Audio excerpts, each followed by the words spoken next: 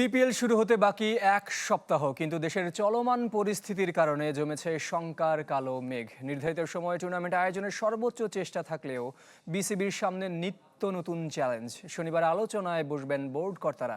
নিরাপত্তা আর সুষ্ঠু ব্যবস্থাপনার জন্য ঠিক করবেন নিজেদের করণীয়।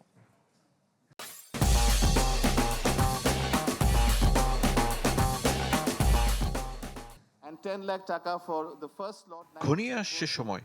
২৬ ডিসেম্বর মাঠে গড়ানোর কথা বিপিএল। সিলেট যাওয়ার আগে ঢাকায় অনুশীলনের পরিকল্পনা একাধিক ফ্র্যাঞ্চাইজির। নানা প্রতিবন্ধকতার মাঝেও সফলভাবে দ্বাদশ আসর আয়োজন করতে চায় ক্রিকেট বোর্ড। কিন্তু দিনকে দিন যোগ হচ্ছে নিত্য নতুন চ্যালেঞ্জ। টুর্নামেন্ট ঘিরে জমেছে শঙ্কার কালো মেঘ। ইনকিলাব মঞ্চের মুখপাত্র শরীফ ওসমান হাদি হত্যার ঘটনায় উত্তাল সারা দেশ। শোক রূপ নিয়েছে বিক্ষোভে, ছড়িয়ে পড়েছে রাজধানী সহ দেশের বিভিন্ন প্রান্তে। তার উপর ২৫ ডিসেম্বর ঢাকায় আসবেন বিএনপির ভারপ্রাপ্ত চেয়ারম্যান তারেক রহমান। দেশের রাজনৈতিক গতি প্রকৃতি নিয়ে কোনো কিছু অনুমান করা এখন কঠিনতর।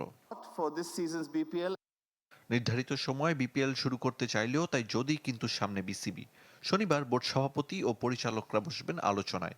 জানা গেছে বিপিএল নিয়ে বৈঠকে বেশি আলোচনা হবে। ফ্র্যাঞ্চাইজি টুর্নামেন্টে সর্বোচ্চ নিরাপত্তা আর সুষ্ঠু ব্যবস্থাপনার জন্য করণীয় ঠিক করবেন বোর্ড কর্তারা।